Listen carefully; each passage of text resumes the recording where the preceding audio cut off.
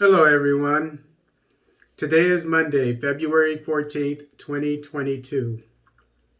History as coffee farmers in Kenya export directly to South Korea. This article is taken from the Kenyan newspaper, The Star. Kip Kelly Coffee Cooperative Society becomes the first farmers group to directly export grains without going through brokers. This is part of the ongoing reforms in the sector to ensure farmers maximize their profits. The Farmers Union flagged off 7 grain containers to South Africa. The export deal arrived in July uh, last year during the coffee. I wonder if they mean South Korea because the article is about coffee being exported from Kenya to South Korea. Maybe that's a typo. Where is this South Africa? But the export, deal arrived in July last year during the Coffee Expo held in Seoul that saw a number of farmers drawn from several coffee cooperatives interact directly with South Korean importers. And in case you didn't know, for farmers, I'm sure for any kind of crop, but I'm an expert on coffee production. And in my 11 years of research, I've learned that cooperatives are one of the best tools that coffee farmers can use to maximize their profits because you have, instead of one farmer, the average farmer has a farm that's about 2 acres, maybe 5 acres at the most. And so they could produce a few hundred, maybe 1,000 pounds of coffee per year, or in the case of Africa, East Africa, they have 2 harvests, which is great. So maybe 2,000, but still that's small. But when they get together and they have maybe 200 farms, then it's like a corporation. These are cooperatives that work together. And they wash the coffee together. They invest in the materials to store the coffee, etc., to buy the seeds, etc. So that's it doesn't surprise me that a cooperative has access to the South Korean coffee market. Speaking at the flagging off ceremony at Bolore, Africa, offices in Nairobi, chief guest Kericho Governor Paul Chepkwony termed the move as a defining moment for the coffee farmers in Kenya, and it definitely is. I've never seen anything like it before. The power to earn is now wholly in farmers' hands. The market liberalization will cushion farmers who labor the most from predatory brokers, Chepkwony said. And predatory brokers are middlemen. And throughout the world, especially in Latin America, they're called coyotes or coyotes in Spanish. And so, since the farmers don't have access to markets overseas, they have to sell to middlemen before it gets to the port where it's sold at the correct price by corporations, etc. But in between the corporations or the exporters or traders, however you want to call them, or even roasters. Uh, Most roasters are overseas, like not in the coffee producing nations. But anyway, the traders, let's call them traders, not traitors, but traders in along on the coast. In this case of Kenya, but in between them and the coffee farmers, you have one, two, maybe 3 middlemen, and that's what this is talking about. So this gets rid of the middlemen. It even gets rid of the traders, and so because they have access to markets, which is the biggest thing that is needed by coffee farmers. In case you didn't know. He thanked President Uhuru Kenyatta for facilitating the implementation of farmer centric coffee reforms that have vested the proprietary interest over coffee to the farmers. So this is something that President Uhuru has done for his farmers, and he's done a lot of great things for his farmers. We now wish to boldly state that history is on the side of coffee farmers. Kenyan Brokerage Company Limited, which is fully owned by coffee farmers to market their own coffee, said in a statement.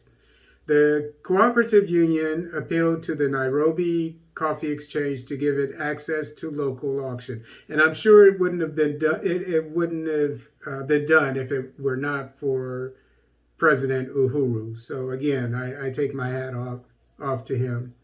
The Capital Markets Coffee Exchange regulations 2020 allow coffee farmers to own brokerage firms to directly sell their harvest. Initially, farmers were forced to go through independent brokers. The Farmers Union thanked the Ministry of Trade and Kenyan envoy in South Korea, Ambassador Wenzi, for facilitating participation at the expo in South Korea where it met buyers. Last year, Kenya renewed the cordial bilateral relations with South Korea after a 3-year standoff, facilitating for negotiation of tariffs reduction, especially on coffee. The pact is a major boost to trade between the two countries, which is currently in favor of South Korea. The government's data shows the value of trade increased from 8.47 billion shillings in 2008 to 22.82 billion shillings in 2020, a 169.42% growth in 13 years. The balance of trade has favored South Korea, standing at about 18.1 billion shillings in 2020. The news, and you know what the reason why South Korea, I'm sure, has a trade balance with Kenya, as well as probably every African country that it trades with, is first of all, African countries are not known for producing or exporting finished goods like washing machines, cars. Africa is known for producing things that don't have added value, such as raw materials or crops, which is the case with coffee. And this is why this is the perfect time for me to repeat what I've been saying to people who think, okay, no, it's just going to bring in jobs and jobs and jobs and jobs. African nations need to produce, they need to manufacture more things. And in particular, autos, because everybody needs a car. I mean, most people at least need cars. Okay?